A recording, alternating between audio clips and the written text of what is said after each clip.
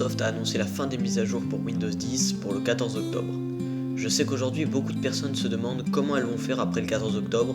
Certains se sentent obligés d'acheter un nouvel ordinateur compatible avec Windows 11, tandis que d'autres se sentent contraints de passer à Linux. C'est pourquoi je vais vous présenter une solution pour accéder à Windows 11 sur un PC non compatible tout en utilisant un système Linux. Je vous explique. La solution que je vais présenter est une machine virtuelle.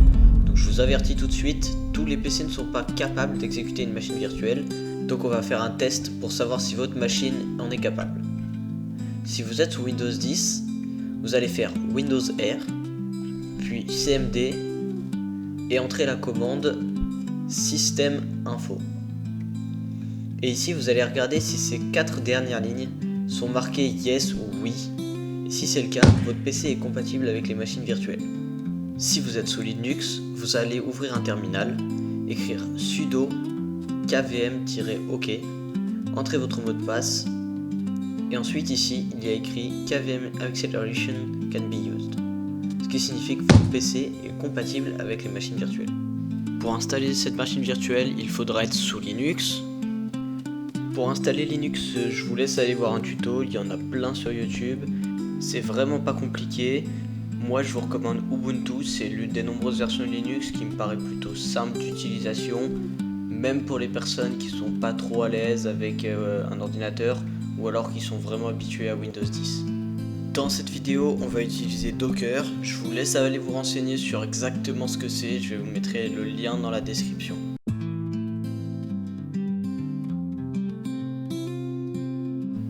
On va installer Windows.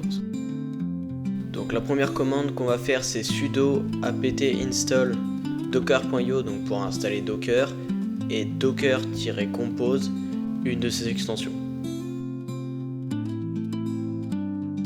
On va ensuite créer le dossier dans lequel on va stocker notre machine virtuelle, donc avec la commande mkdir docker-windows 11. A savoir que le nom du dossier n'a aucune importance, c'est juste pour s'y retrouver. On va ensuite se placer dans ce nouveau dossier avec la commande cd. Maintenant, on va créer un fichier de configuration pour notre machine virtuelle qu'on va appeler windows11.yml. Pour la configuration, on va se rendre sur le GitHub du projet, donc qui s'appelle Docker, où on va trouver les paramètres de base de la machine virtuelle. En descendant un petit peu, on va trouver les paramètres qu'on peut modifier, notamment la taille du disque, la taille de la RAM qu'on va allouer, mais également le nombre de corps du CPU, les noms d'utilisateurs et le mot de passe qu'on peut mettre. On a également le langage qu'on peut changer et la région pour l'heure et le clavier. Moi j'ai déjà préparé un fichier de configuration où j'ai déjà modifié certains paramètres. Donc moi j'ai mis 50 Go pour le disque, on va mettre 12 Go de RAM, on va mettre 8 cœurs pour le CPU. On a bien mis la langue en français, la région et le clavier en français également. On vient coller tout ça dans notre fichier. On n'oublie pas de sauvegarder avec CTRL S et CTRL X pour sortir. Et il faudra ensuite redémarrer l'ordinateur.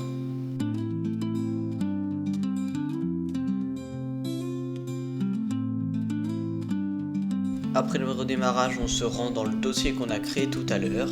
Puis on va exécuter la commande qui se trouve sur le GitHub du projet, donc on vient la coller et la copier après sudo. Pour accéder à la machine virtuelle qui est en train de se créer, on va aller sur localhost, donc pour accéder à notre réseau local 2.8006. Il n'y a plus qu'à attendre quelques minutes que Windows s'installe.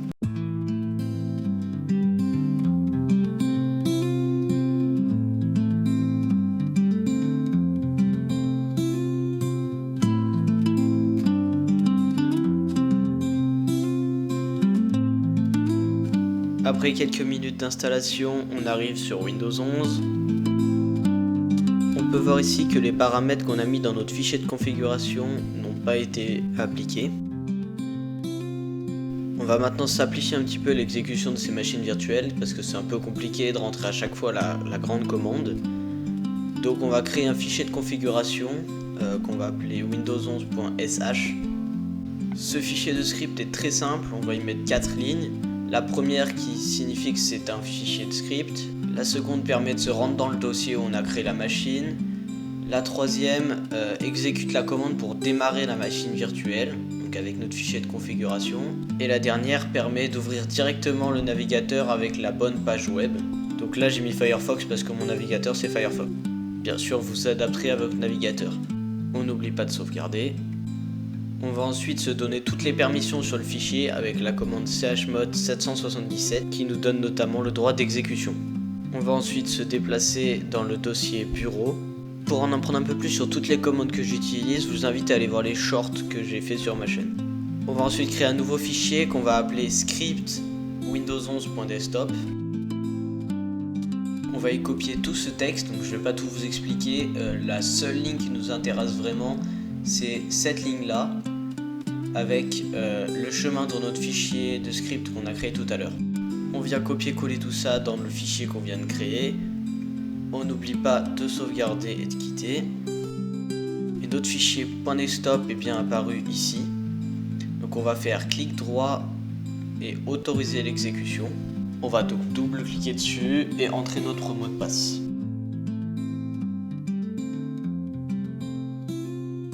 Notre container est maintenant démarré. Cela nous a donc ouvert un onglet sur Firefox. Il faut savoir qu'ici Windows va se retélécharger, donc j'ai pas réussi à comprendre comment lancer directement cette seconde installation. Je vous conseille donc d'avoir une très bonne connexion pour faire cette installation.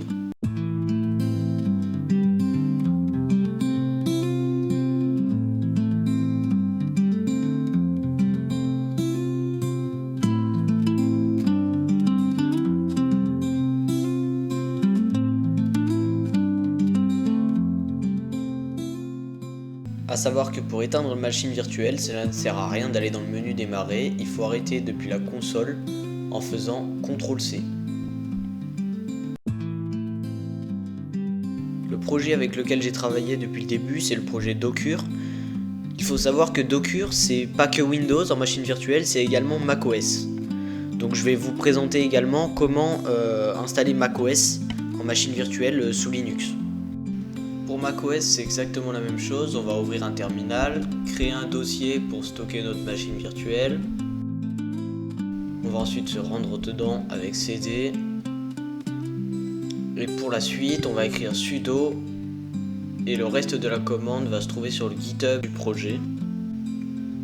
On vient la copier et la coller dans notre terminal. On écrit notre mot de passe. Et on va ensuite sur localhost 2.8006 comme tout à l'heure pour le Windows. On arrive ensuite ici, on va dans Disk Utility, Continue. On va ensuite aller choisir le disque qui a le plus gros volume, c'est-à-dire 68 Go. On va faire Erase. Alors on va venir changer le clavier en haut à droite ici pour avoir notre clavier français. On écrit ensuite le nom de notre disque. Moi je vais mettre macOS, puis Erase. On attend quelques secondes, puis Done. On peut ensuite venir fermer cette fenêtre et aller dans Réinstalle macOS Sonoma. On clique sur Continue, puis Continue. On attend quelques secondes. On clique ensuite sur Agree. Agree, puis on choisit le disque qu'on a créé tout à l'heure, puis Continue. On peut maintenant laisser macOS s'installer tout seul. Il faut savoir que ce sera beaucoup plus long que pour le Windows, mais le temps indiqué n'est absolument pas juste. Ce sera beaucoup moins.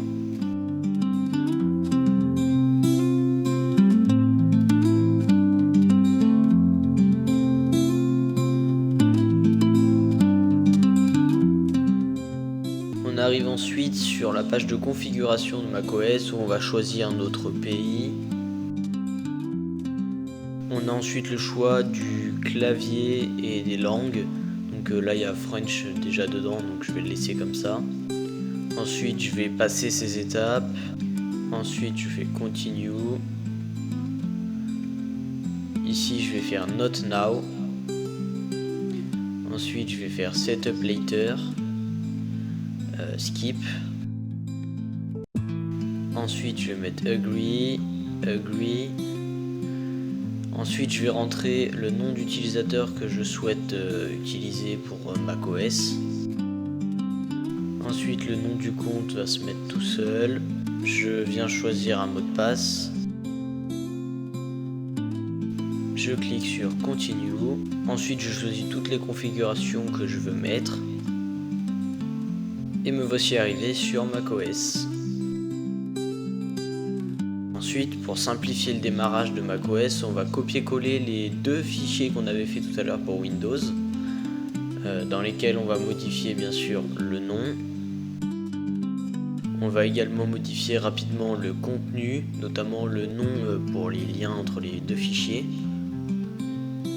et également le nom du répertoire dans lequel on doit aller. On n'oublie pas d'enregistrer.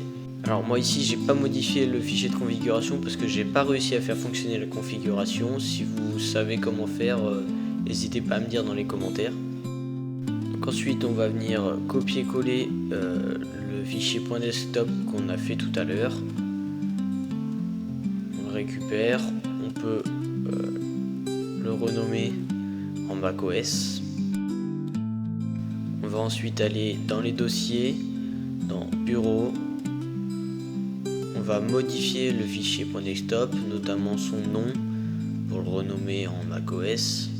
On va également modifier le chemin du fichier vers lequel il pointe, en macOS aussi, comme le dossier qu'on a créé tout à l'heure, et comme le fichier .sh qu'on a modifié tout à l'heure. On n'oublie pas de sauvegarder. On retourne ensuite sur le GitHub pour copier la commande qu'on va mettre dans le fichier vmmacos.sh. Ensuite, on va faire clic droit sur le fichier et autoriser l'exécution. On peut maintenant le lancer en double-cliquant. On entre notre mot de passe.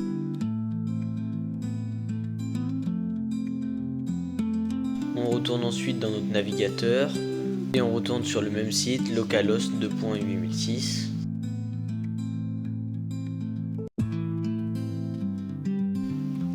Et on arrive enfin sur notre macOS, dans lequel on peut entrer notre mot de passe, et on arrive sur macOS. J'espère que cette présentation de Windows et macOS en machine virtuelle sous Linux vous aura plu. Si vous avez des questions, n'hésitez pas à les poser en espace commentaire, j'essaierai d'y répondre si je connais la réponse bien sûr. Merci d'avoir regardé les vidéos. N'hésitez pas à vous abonner, à laisser un like, moi ça me fait énormément plaisir et ça m'aide pour mes futurs projets.